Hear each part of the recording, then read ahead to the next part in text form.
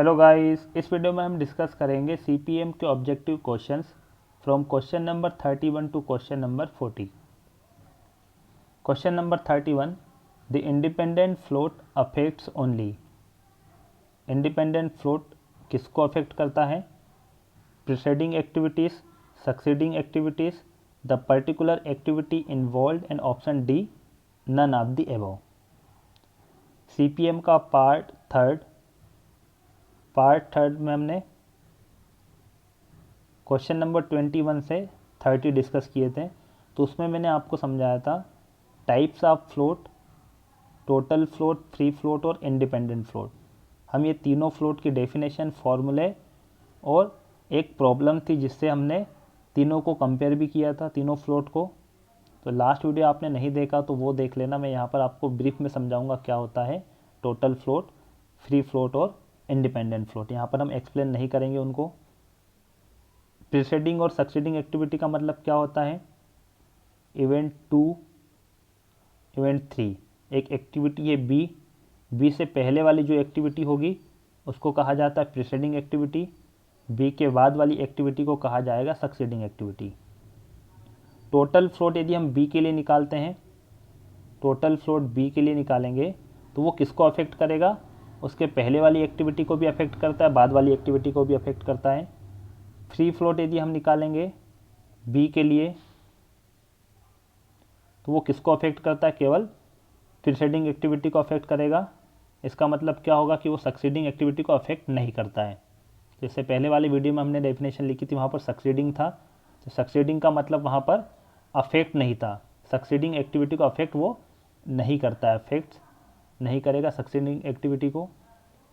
और independent float होता है बी का इंडिपेंडेंट फ्लोट यदि हम निकालेंगे तो वो एक्टिविटी ए और एक्टिविटी सी इन दोनों के टोटल फ्लोट को अफेक्ट नहीं करेगा इंडिपेंडेंट फ्लोट। इसका मतलब ये होगा कि जो इंडिपेंडेंट फ्लोट होता है वो किसको अफेक्ट करता है? केवल उसको अफेक्ट करेगा जिसका हमें फ्लोट निकालना है, जिसका हम इंडिपेंडेंट फ्लोट निकालते हैं। यदि हम बी का इंडिपेंडेंट फ्लोट निकालेंगे तो ये सिर्फ इस बी एक्टिविटी को ही अफेक्ट करेगा। तो तीनों का आपको ध्यान रखना है। क्वेश्चन नंबर 31 किसको अफेक्ट करता है? The independent float affects only the particular activity involved. Question number 31 option C is correct. Question number 32, a father notes that when his teenage daughter uses the telephone, she takes not less than 6 minutes for a call and sometimes as much as an hour. 15 minutes call are more frequent than calls of any other duration. If this phone calls were an activity in PERT project, then phone calls expected duration will be. तो ये हम पढ़ चुके हैं। पहला question था CPM का, उसमें हमने PERT और CPM में डिफरेंस देखा था वहाँ पर। तो PERT प्रोजेक्ट होता है उसमें हम 3 टाइम एस्टिमेट करते हैं। PERT में जो भी एक्टिविटी होती है उसके लिए हम 3 टाइम एस्टिमेट करते हैं। कौन कौन से होते हैं? ऑप्टिमिस्टिक, मोस्ट लाइकली और पेसिमिस्टिक। ऑप्टिमिस्टिक टाइम एस्टिमेट का मतलब क्या होगा? TO, shortest possible time in which an activity can be completed under ideal condition. किसी भी एक्टिविटी को करने में जो मिनिमम टाइम लगता है उसको हम कहेंगे ऑप्टिमिस्टिक टाइम। और कौन सी कंडीशन होगी? Ideal condition. मोस्ट लाइकली या most probable time TL। Most often होगा नॉर्मल कंडीशन में। जो नॉर्मल कंडीशन होती है जिसमें कि हम मैक्सिमम एक्टिविटीज़ को कंप्लीट करते हैं उस टाइम को हम क्या कहेंगे? मोस्ट लाइकली या most probable time. Pessimistic time का मतलब मैक्सिमम टाइम होता है। यदि हम किसी एक्टिविटी को कंप्लीट करते हैं और कंडीशन कैसी है, एब नॉर्मल कंडीशन है या अनफेवरेबल कंडीशन है, उस कंडीशन में जिस भी एक्टिविटी को कंप्लीट किया जाता है तो उस मैक्सिमम टाइम को हम कहेंगे पेसिमिस्टिक टाइम। तो ये आप देख सकते हो 3 टाइम है, ऑप्टिमिस्टिक, मोस्ट लाइकली और पेसिमिस्टिक। अब इन तीनों टाइम को हम क्या करते हैं? एक टाइम में कन्वर्ट करेंगे, एक्सपेक्टेड टाइम। इन तीनों टाइम का हम एवरेज निकालेंगे और एवरेज निकालने के लिए एक फार्मूला है, इस फार्मूले से हम एवरेज निकालेंगे। Expected time, the average time taken for the completion of the activity or job. किसी भी एक्टिविटी को कंप्लीट करने में लगा average time TE expected time कहलाता है। फार्मूला आप देख सकते हो, फार्मूला पहले भी हम देख चुके हैं। यहाँ पर आपको वैल्यू रखना है। तो हम देख लेते क्वेश्चन में TO क्या होगा, TL और TP। मिनिमम टाइम 6 मिनट आपको गिवन है, मोर फ्रिक्वेंट 15 मिनट्स और 1 आवर मैक्सिमम टाइम है। तो यहाँ पर आपको वैल्यू रखना है सभी की, ऑप्टिमिस्टिक, मोस्ट लाइकली और पेसिमिस्टिक। तो कितना आएगा answer? Question number 32 option C is correct. Simple question है। इसी क्वेश्चन से रिलेटेड एक नेक्स्ट क्वेश्चन है 33। What estimate would you give for the variance in above problem. जो क्वेश्चन नंबर 32 की प्रॉब्लम थी उसमें यदि हम वेरिएंस निकालेंगे तो कितना होगा? Standard deviation TP minus TO divided by 6 और द वेरिएंस कितना होता है? Sigma square. तो ये जो 9 है, 9 का स्क्वायर कितना हो जाएगा? 9 स्क्वायर 81। तो स्टैंडर्ड डेविएशन 9 होगा और वेरिएंस कितना होगा? 81। Question number 33 option A is correct. Question number 34। Which of the following represents correct oriented activity arrows. यहाँ पर आपको करेक्ट बताना है, करेक्ट नेटवर्क कौन सा होगा। तो ये वैसे सिंपल नेटवर्क दिया हुआ है, लेकिन हम यहाँ पर रूल्स देख लेंगे तो यदि डिफ़िकल्ट क्वेश्चन आता है तब भी आप कर पाओगे। रूल्स क्या होते हैं किसी भी प्रोजेक्ट नेटवर्क को ड्रॉ करने के? पहला रूल होगा there should be single arrow for every activity. जितनी भी एक्टिविटी होती है उनके लिए सिंगल एरो होना चाहिए। Second, every activity should have start and and node. सभी एक्टिविटी का क्या होगा? स्टार्ट और एंड नोड होना चाहिए। जैसे यहाँ पर हम देख लेते हैं, ये इवेंट 1, इवेंट 2, इवेंट 2 से एक एक्टिविटी स्टार्ट हुई है, 1 से 2 तक एक्टिविटी A।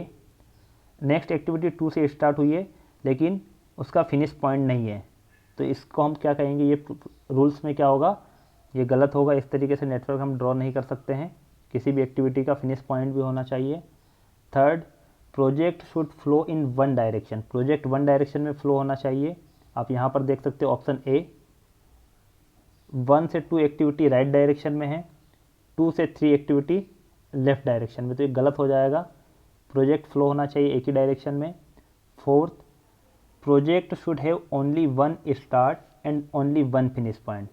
यदि हम प्रोजेक्ट की बात करते हैं तो उसका एक स्टार्ट पॉइंट होना चाहिए और एक फिनिश पॉइंट। यदि हम फर्स्ट वाले फिगर में देखेंगे तो स्टार्ट पॉइंट 1 है और लास्ट पॉइंट भी 1 है, तो ये तो करेक्ट होगा। यहाँ पर कौन सा पॉइंट करेक्ट होगा? जो प्रोजेक्ट वाला है कि स्टार्ट और एंड पॉइंट एक एक होना चाहिए। यहाँ पर ये वाला हम बाद में समझेंगे। सी वाला ऑप्शन देखेंगे तो सी वाले ऑप्शन में स्टार्टिंग पॉइंट 1 और एंडिंग पॉइंट 3 है।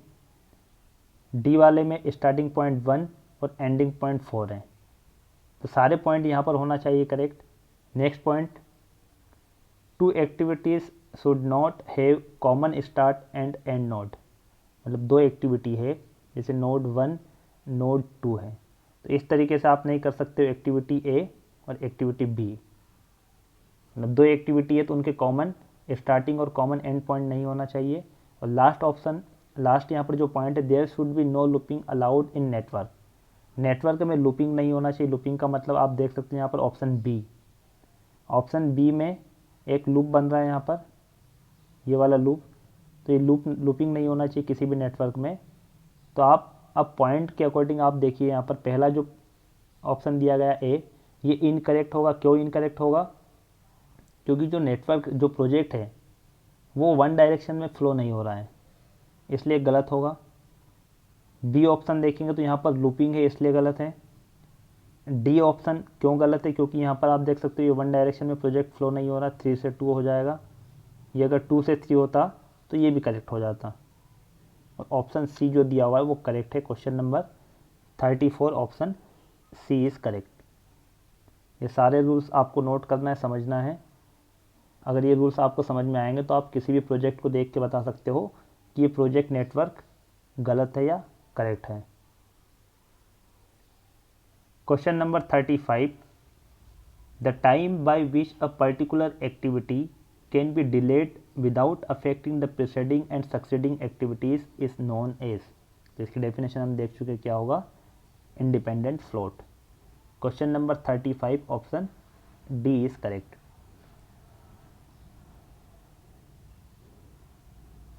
Question number 36, the time with which direct cost does not reduce with the increase in the time is known as crash time, normal time, optimistic time, standard time।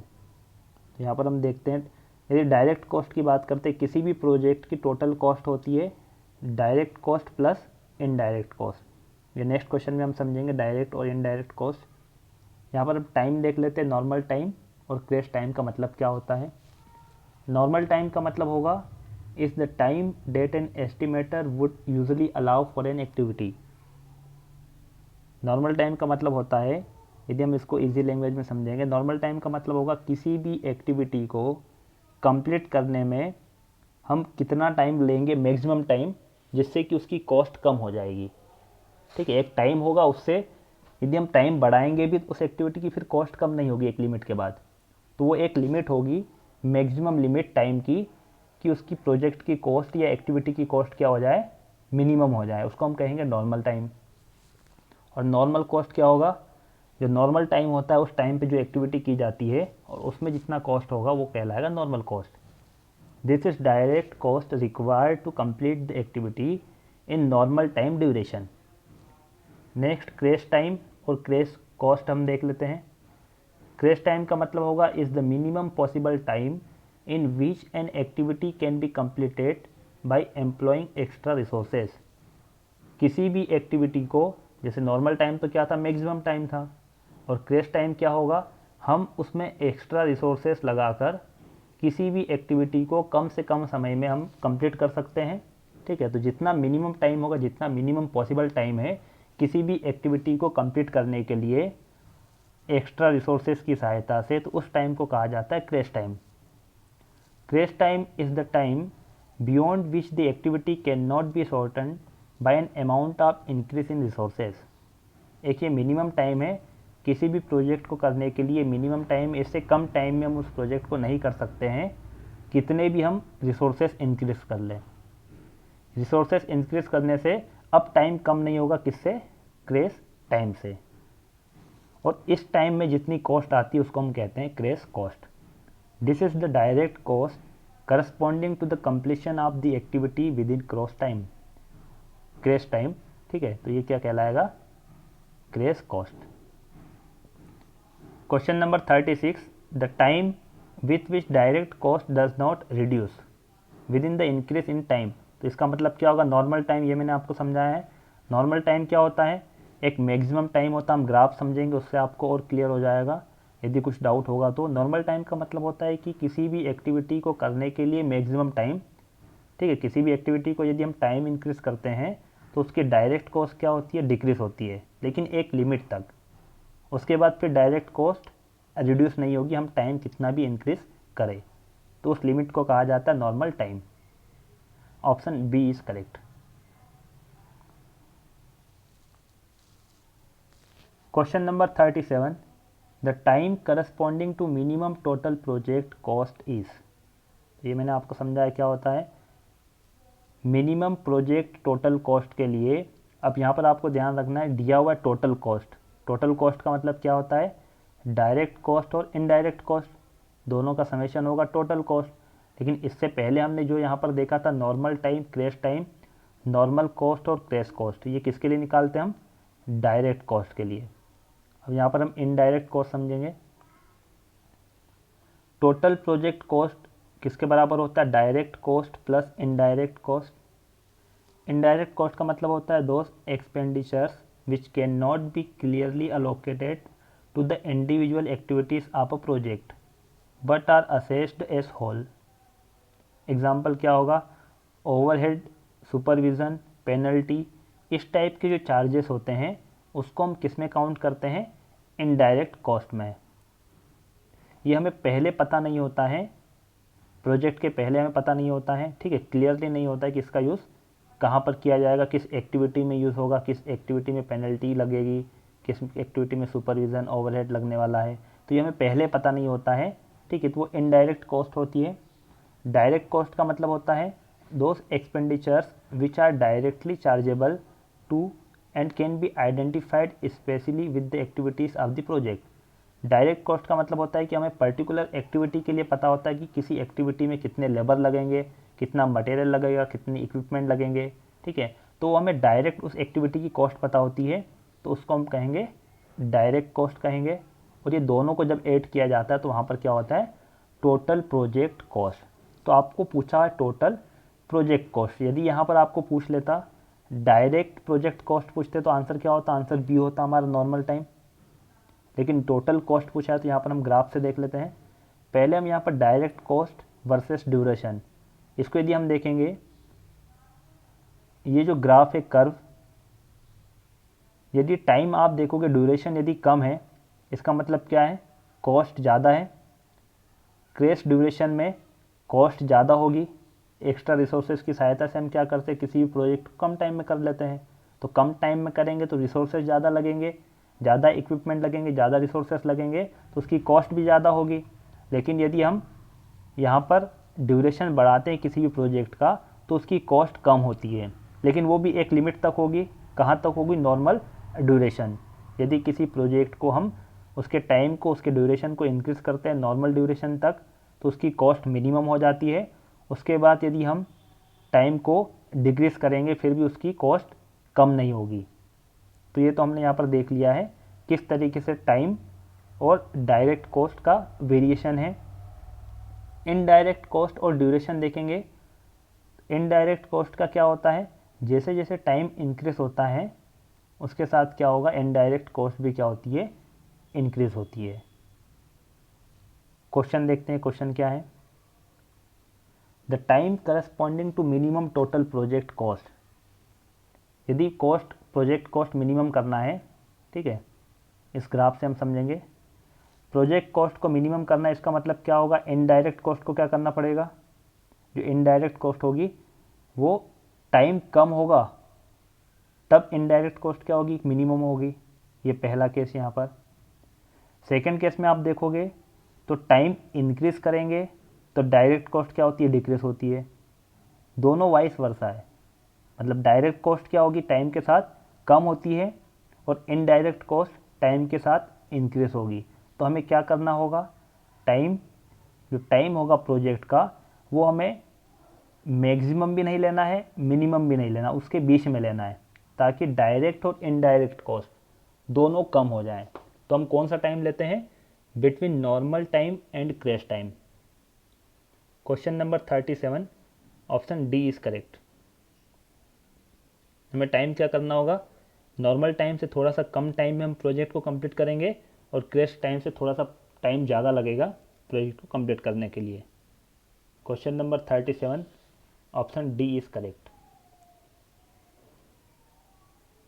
Question number 38, the cost slope is defined as.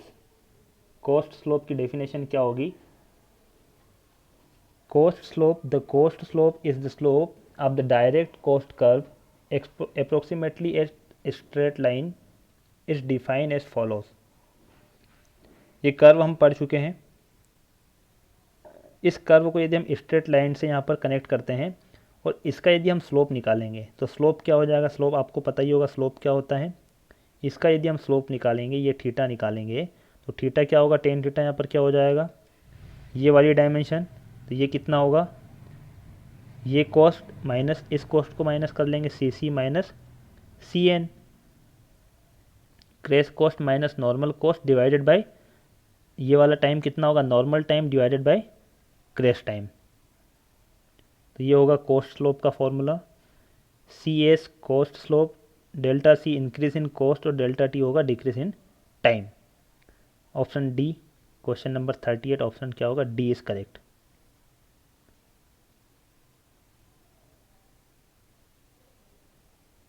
Question number 39, the direct cost of a project with respect to normal time is.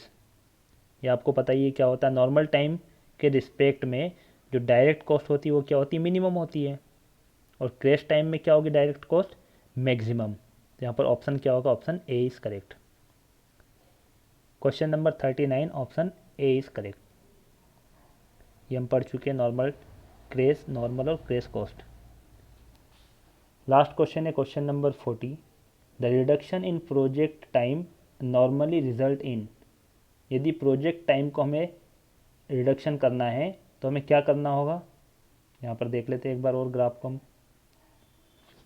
Project time को हमें decrease करना है, इसका मतलब क्या होगा, ये project time decrease करना है तो इनिशियल कॉस्ट, इनडायरेक्ट कॉस्ट को हमें डिक्रीज़ करना होगा, ठीक है, और डायरेक्ट कॉस्ट को क्या करना होगा, इंक्रीज़ करेंगे। यदि डायरेक्ट कॉस्ट इंक्रीज़ करेंगे तो क्या होगा, वहाँ पर प्रोजेक्ट जो ड्यूरेशन होगा वो रिड्यूस होगा, और इनडायरेक्ट कॉस्ट यदि हम प्रोजेक्ट ड्यूरेशन को डिक्रीज़ करते हैं तो उसके साथ इनडायरेक्ट कॉस्ट भी क्या होती है, डिक्रीज़ होती है।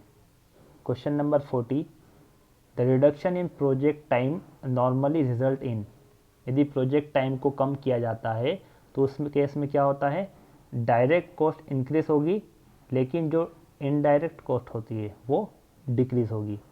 Option B is correct. Thank you for watching friends. Video कैसा लगा कमेंट करके आप बता सकते हो। अच्छा लगा तो लाइक कीजिए, शेयर कीजिए, और चैनल पे नए हो तो चैनल को सब्सक्राइब कीजिए जिससे कि आपको लेटेस्ट वीडियो मिल सके।